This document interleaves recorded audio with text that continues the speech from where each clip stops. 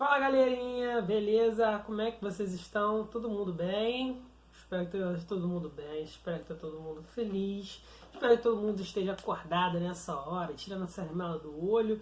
E aqueles que estão chegando atrasados, né? Que eu sempre estou contando lá justamente no horário. Meu povo do segundo ano, tô de olho em vocês, eu gosto de vocês, sempre tô de olho, sempre tô chegando junto, porque eu quero ver o bem de vocês, certo? Sempre. Ser professor, a gente sempre querer o bem dos alunos, estar junto e tal, together, abraçadão. Gente, vamos lá. O assunto de hoje a gente vai falar sobre idealismo, beleza? Uma coisinha, primeiro, antes da gente falar de idealismo, eu quero dar um recado para vocês. Galera, seguinte, Hugo, você não está mais passando os slides, Hugo, você não tem demonstrado mais o conteúdo. Hugo, como é que a gente vai conseguir entender? Gente, eu estou falando o seguinte, vocês têm um livro, correto? O pai de vocês pagou pelo livro de vocês.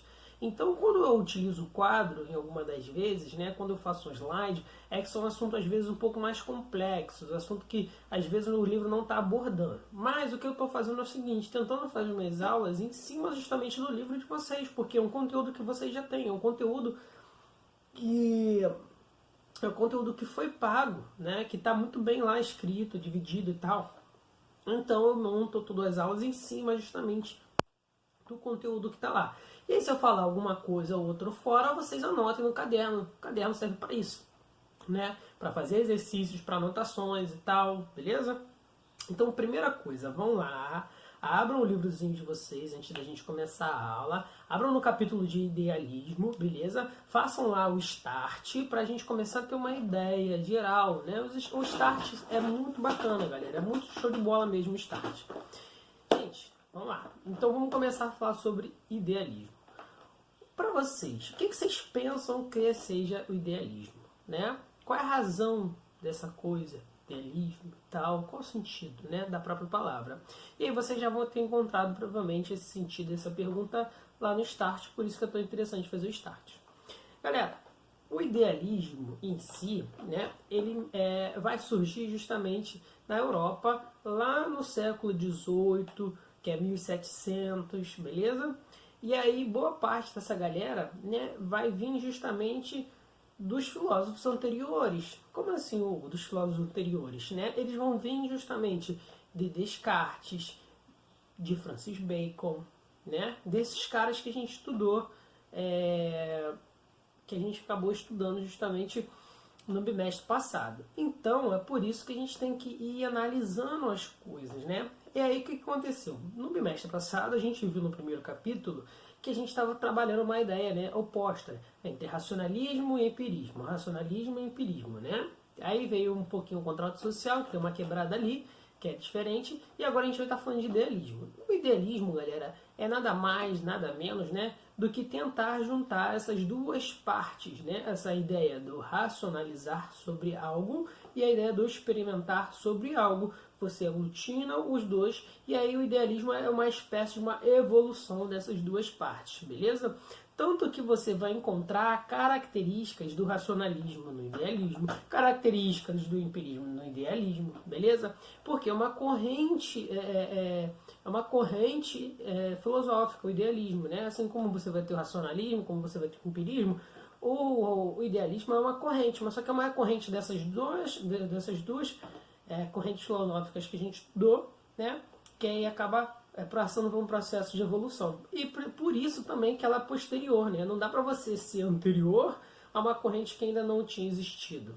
Beleza? Por isso tem um pouquinho de história nisso daí. Não tem como você fazer algo antes da existência daquela coisa, né? Não tem como eu falar sobre criticar o empirismo, criticar o racionalismo sem eu ter visto, né? Não faz muito sentido temporal isso. E aí que é a questão do ser humano.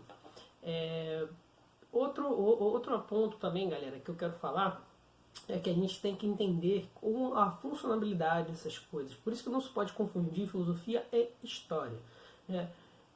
Em filosofia, a gente trabalha o pensamento dos filósofos ao longo do tempo, né? Porque existem processos evolutivos, né, de pensamento. A história não. A história é o homem sociedades ao longo do tempo diferentes. A grande questão é que aqui a gente trabalha principalmente as ideias desses filósofos, né? E a gente organiza ela de uma forma cronológica, por isso que bate um pouquinho com história. Mas não é história, vocês sabem muito bem disso. Outra coisa que eu falei aqui de corrente, né? Corrente é o seguinte, você já viu aquelas correntezinhas no WhatsApp, né? O pessoal fica mandando. Corrente, quando se diz corrente, é disso, né? Que você tem um caminho filosófico, né? Uma corrente é o quê? Todos os elos juntos, né? Você tem um caminho de pensamento filosófico, isso é uma corrente filosófica, tá bom? Então vamos lá, por idealismo em si. Então o idealismo a gente viu que vai surgir lá no século XVIII, né? 1700, vai ser depois do racionalismo, vai ser depois do empirismo, né? E aí, o que vai acontecer? O idealismo, né, vai ser a evolução justamente do racionalismo e do empirismo, e o principal cara, né, o carro-chefe desse idealismo, vai ser justamente o Kant, beleza? Por que o Kant? Porque o Kant ele vai ser um cara que praticamente vai doar rapidinho. Que delícia. Vai doar a vida dele toda, galera, para essa parada chamada idealismo, né? Não só para o idealismo, mas para a filosofia em si, né? Ele era viciado em filosofia, viciado em música. Muito daquela galera justamente do século XVIII, né? Principalmente no início do século XVIII, que passa justamente pelo iluminismo, eles são muito ligados a esses aspectos, assim, do estudo da ciência, do estudo da filosofia, do estudo da música também, que é importante, né? E é nesse período que a gente vai ter o surgimento de Mozart, de Beethoven, né? Porque eles conseguem enxergar tudo isso junto. Mas, voltando melhor aqui para o assunto, o Kant ele vai também surgir no século XVIII, né? Vai ser um filósofo que vai surgir ele no início do século XVIII. Ele é um filósofo alemão, né? E aí, mas na verdade ele nasceu na Prússia, que hoje em dia se torna alemã, então a gente pode falar que ele é um filósofo alemão, ele é um filósofo muito crítico, é um filósofo racionalista, e ele fez parte da galera lá da Revolução Científica, né, da pessoa da Era das Luzes, da Era do Iluminismo, beleza? Ele também é do pessoal do carro-chefe, porque, de certa forma, ele viu os preceitos da Revolução Francesa, ele viu o surgimento do Iluminismo, da cátedra do conhecimento, beleza? Uma das principais teorias dele, que a gente vai trabalhar aqui agora, é a teoria do conhecimento. Então anotem aí, teoria do conhecimento, beleza? Todo mundo anotou? O que é essa teoria do conhecimento? Ele tentou entender qual é a capacidade do homem de conhecer alguma coisa, né? Porque existe uma coisa um pouco complicada, né? Ele cria esse livro, ele cria um livro chamado A Crítica à Razão Pura. E é nesse livro que ele vai criar essa teoria do conhecimento. Essa teoria do conhecimento busca entender o limite do conhecimento humano. Por quê? Limite do conhecimento humano. Até onde podemos conhecer. Porque a gente só dá sentido de conhecimento para nós, seres humanos. Porque é o que nos dá significado, é o que nos dá razão para nós, o que faz ser lógico. Por quê? Porque tudo é significado humano, né? Se eu pegar uma caneta, eu vou falar que essa caneta, eu falo, você fala, né? Uma galera fala que isso é uma caneta. Mas se eu entregar isso para um chimpanzé, para ele vai ser uma caneta? O Kant apontava justamente isso, que o problema do conhecimento é esse, né? E o conhecimento passa pelo ser humano, né? As falhas do conhecimento, tudo passa pela percepção humana. E quando passa pela percepção humana, a gente acaba vendo as coisas de outra forma, certo? Só faz sentido para a gente. Então existe uma certa limitação do nosso conhecimento, porque também somos seres limitados fisicamente e psicologicamente. E aí, outro ponto. O que ele vai falar, né? O que podemos conhecer? Ele vai tentar buscar justamente esses limites do conhecimento, né? E aí que ele traz justamente nesse livro, né, chamado Crítica à Razão Pura, que ele vai tentar justamente buscar, desbravar os limites do conhecimento humano, os significados, como a gente pode entender isso. E ele fala, e como que ele vai pensando essas coisas, né? Ele junta tudo isso, ele junta todo esse, o ser humano tem uma forma de pensar, ele limita as suas próprias coisas numa forma de pensar. Tudo isso é um pouco da junção do racionalismo e do empirismo, né? Porque ele vai dizer que é o seguinte: a gente só conhece, a gente só consegue conhecer alguma coisa com as experiências, a gente só consegue entender aquela coisa com a racionalidade, né? Então ele junta essas duas correntes filosóficas que a gente estudou anteriormente. E ele fala o seguinte, né? Que como é que eu posso entender esse conhecimento? Como eu posso fracionar essa construção desse conhecimento, né? É isso que ele começa a desbravar, né? A construção do conhecimento. Ele dá o nome de juízo, né? Que é o juízo humano, a capacidade humana de ajuizar, julgar algo, né? Julgar que isso é uma caneta, isso é um juízo humano. Eu estou analisando, eu estou verificando, eu estou fazendo juízo de algo, né? E aí quando eu faço o juízo da caneta, né, eu estou buscando vários fatores. E aí ele diz que é o seguinte: na verdade, ele constrói, a partir lá no livro dele, né, da Crítica à Razão Pura, um conjunto para explicar esse conhecimento humano. E aí ele basicamente descreve isso em 4 partes. E essas 4 partes também vocês podem ver lá no livro de vocês, já lá na questão, se vocês acompanharem, falando de juízo, que é juízo priori, juízo posteriori, juízo analítico e o juízo sintético, beleza? Então, esses 4. E aí eu vou desvendando eles para vocês, para ficar um pouco mais fácil, beleza? Então vamos primeiro. O juízo, né, que é o ato de julgar, o juízo priori é o intelecto, é a capacidade que a gente tem aqui dentro, né? A razão, a racionalidade, é a abstração do conhecimento. Show? Sentiu agora? Abstração do conhecimento. Nossa, cara. E ele fala que isso fica exemplificado no contexto qual? Da matemática, né? O que a gente viu lá no primeiro ano de um cara chamado Aristóteles, né? Que ele fala de conhecimentos teoréticos. Ele fala justamente que a matemática está lá, porque ela é abstrata, ela está na capacidade só humana de criar, assim também como a arte, né? A arte também passa pelo mesmo processo cognitivo nosso, que é de criar alguma coisa, galera, né? A gente está criando. E aí quando a gente cria aqui, ó, primeiro, né? Só que a gente não põe em prática. E é isso que ele chama de juízo priori, que é o juízo do conhecimento intelectual, da capacidade intelectual de julgar, né? O segundo que ele vai falar é o posteriori. Esse posteriori, ele vai ser construído, esse juízo de conhecimento vai ser construído através das experiências. Então, vamos lá, eu tive uma experiência de, por exemplo, passar essa caneta no meu braço. Estou sentindo a sensação dela no meu braço. E eu estou me rabiscando todo. E aí depois vão me perguntar por que eu estou rabiscado. Mas depois eu explico isso, né? Vai ficar mais fácil. Mas olha só, o sentido é o seguinte: eu passei a caneta no meu braço, estou sentindo essa experiência, então eu também estou adquirindo conhecimento, certo? Então a gente teve o conhecimento priori, que é um conhecimento abstrato, intelectual, tem o conhecimento posteriori, que é o conhecimento através dos sentidos, através da experiência dessa caneta arranhar a minha pele, né? Então eu aprendo com isso. O melhor jeito como a gente aprende isso é quando você põe a mão em cima da cafeteira. Quem nunca fez isso? Quem nunca fez? Quem nunca botou a mão em cima da cafeteira e queimou a mão?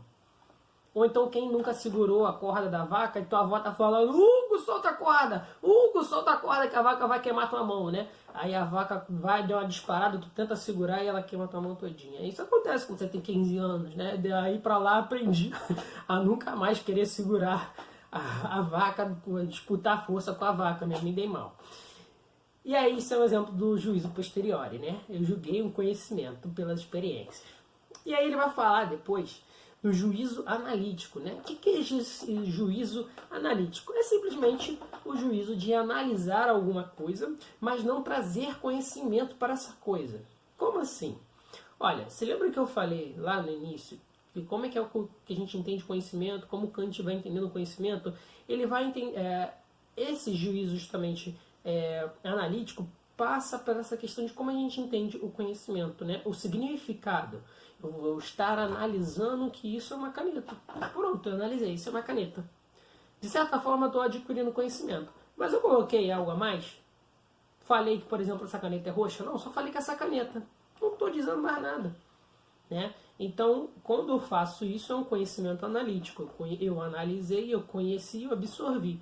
Né? Eu criei juízo sobre algo. Por exemplo, quando eu vou falar sobre se alguma coisa é arte ou não, eu olho aquilo, olha, é uma linda obra de arte, né? Quando um dia, quando a gente for no Museu Histórico Nacional, e a gente olha para aquilo ali e vê arte. Por quê? Eu estou dando meu conhecimento humano analítico para aquilo, analisando os pontos para caracterizar que aquela escultura, que aquele quadro seja algo artístico, eu fico bonito. E aí eu fico pensando justamente nesse ponto. Isso faz uma análise. Só que eu não estou acrescentando nada, só falei que aquilo é uma escultura, beleza? O último, a gente vai falar sobre o juízo sintético. E esse daí é um dos mais formidáveis, que é justamente o conhecimento pelas experiências e acrescentar algo a isso. Como assim? Olha, eu bebi água, beleza? Ó, vou lá, tirei aqui a garrafinha d'água.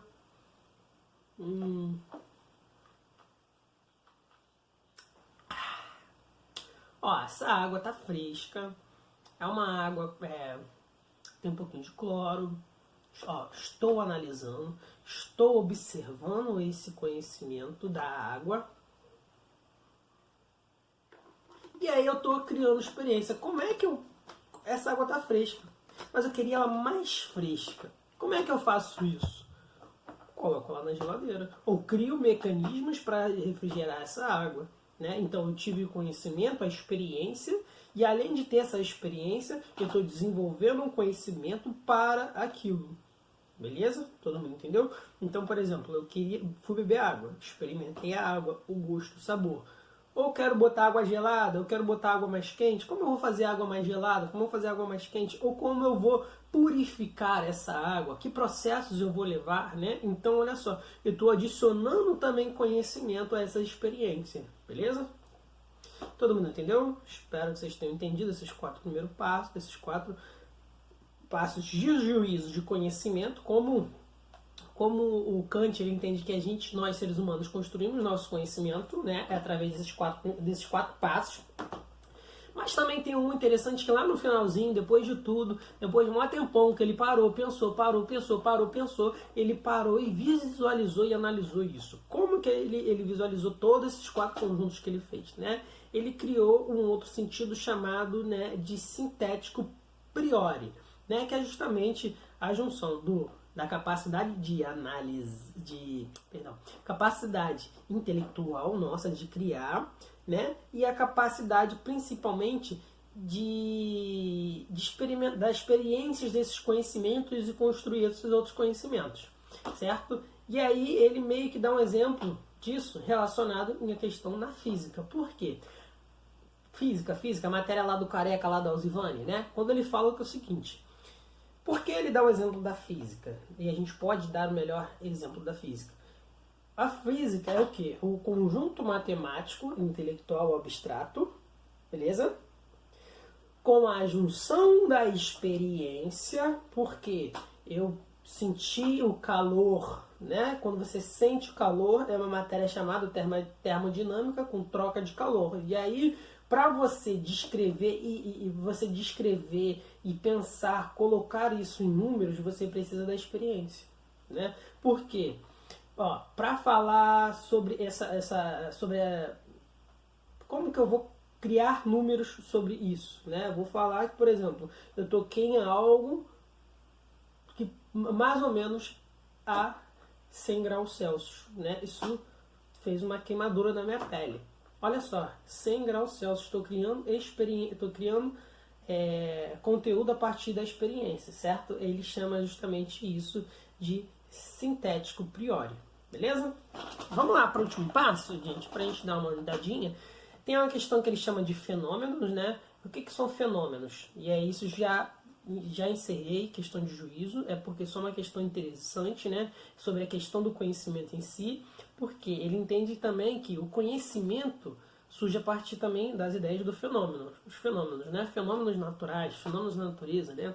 O surgimento de algo, a visualização de algo sobre um acontecimento, né? E ele chama de fenômeno. E ele fala que isso é a coisa em si. Por quê? Ele meio que retorna para a origem do pensamento humano e olha lá e fala, como todas as pessoas vão observar a mesma coisa, né? Todo mundo vai estar lá. A gente viu que o conhecimento é construído a partir da percepção das pessoas, né?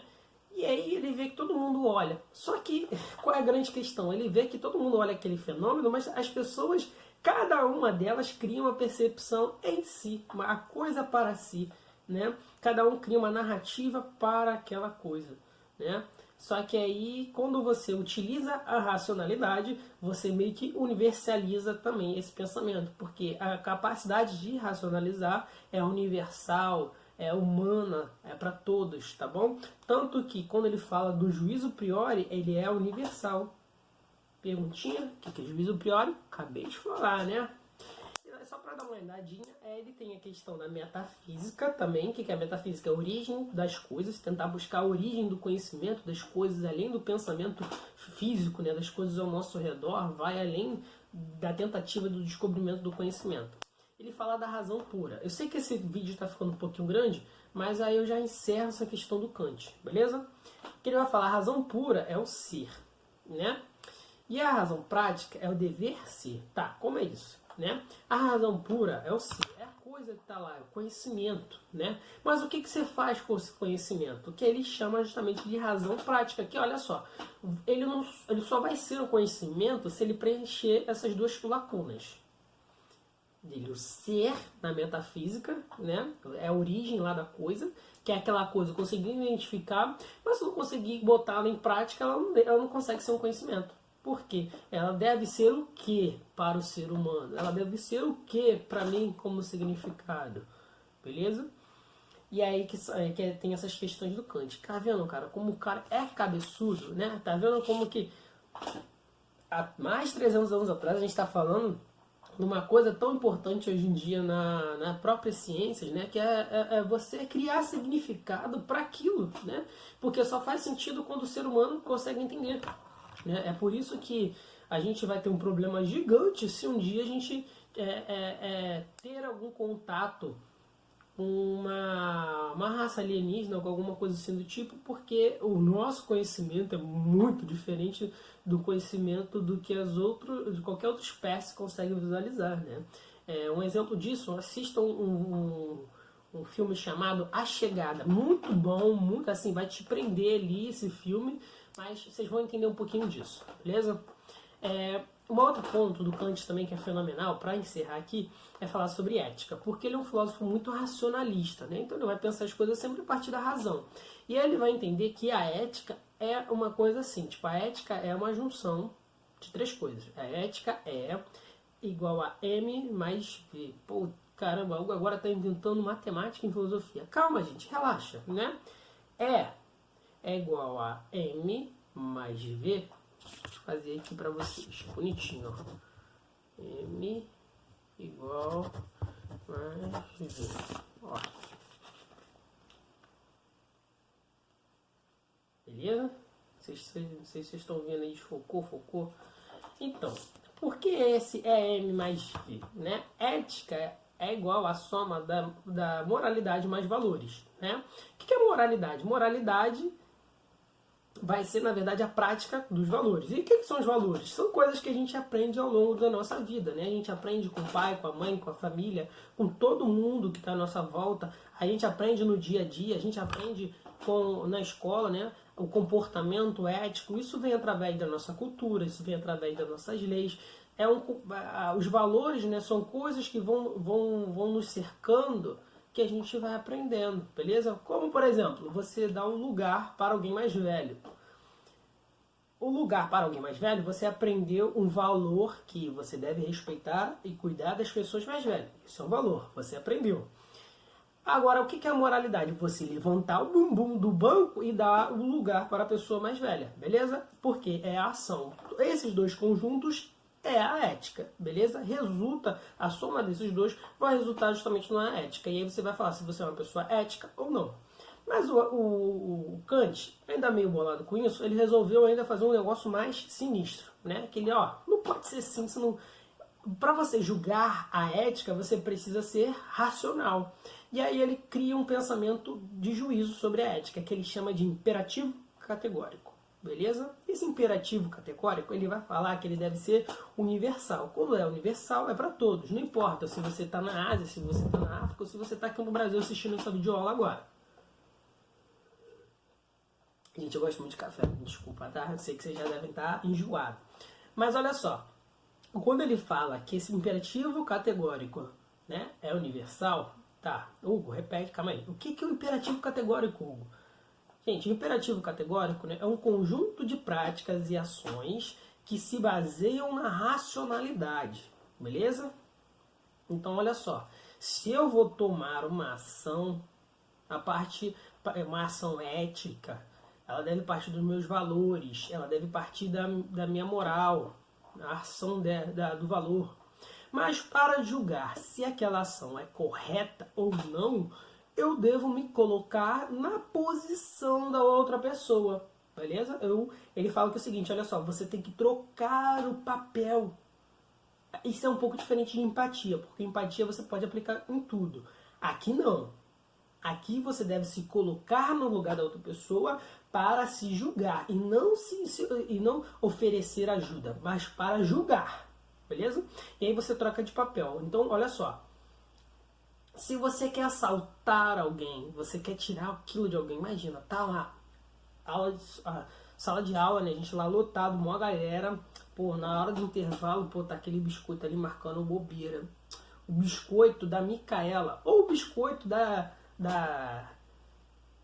Stephanie, tá marcando bobeira ali na mesa. Pô, vou pegar aquele biscoito, cara, me deu várias fomes nesse momento, vou pegar aquele biscoito ali, ela nem vai perceber que peguei biscoito, pô, vai passar batidão.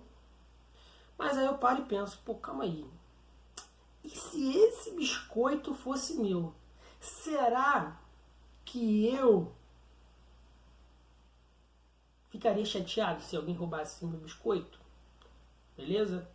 Isso não é empatia, porque na empatia você deveria pensar, será que essa pessoa vai ficar chateada se eu roubar o biscoito dela? Não.